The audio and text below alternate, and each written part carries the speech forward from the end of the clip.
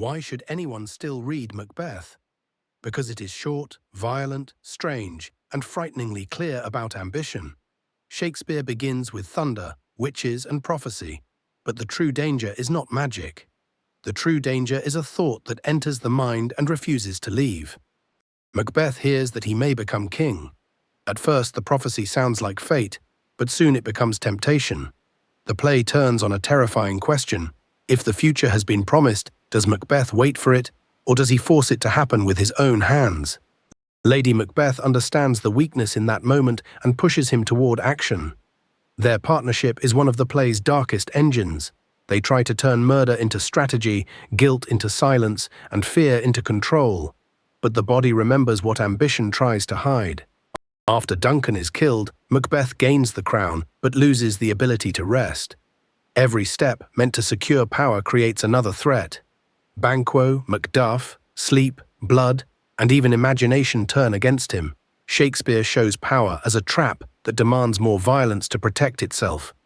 The supernatural atmosphere matters because it makes the moral world feel unstable. The witches do not simply command Macbeth. They speak in riddles and half-truths. Their prophecies tempt him to hear only what he wants to hear. The tragedy grows from interpretation as much as fate. Macbeth is also a play about language. Images of blood, darkness, sleep, hands, and disease repeat until Scotland itself feels infected. The private crime becomes public sickness. Shakespeare makes the moral damage visible in the world around the characters. That is why Macbeth still feels dangerous. It understands how ambition can first sound noble, then necessary, then unstoppable. Macbeth does not become a monster all at once. He gives himself away decision by decision until the crown he wanted becomes the proof of everything he has lost. A strong explainer of Macbeth also has to notice how compressed the play is. There is very little space between desire, decision, murder, and collapse. Shakespeare removes almost everything unnecessary, so the audience feels the pressure of a mind moving too quickly toward disaster. The famous question of fate matters because Macbeth is never completely forced. The prophecy opens a door, but he walks through it. That is what makes the play morally sharp.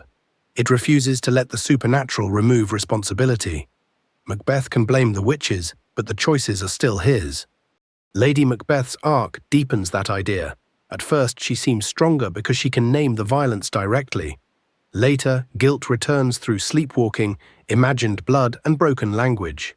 The play suggests that a crime can be hidden politically while remaining impossible to hide inwardly.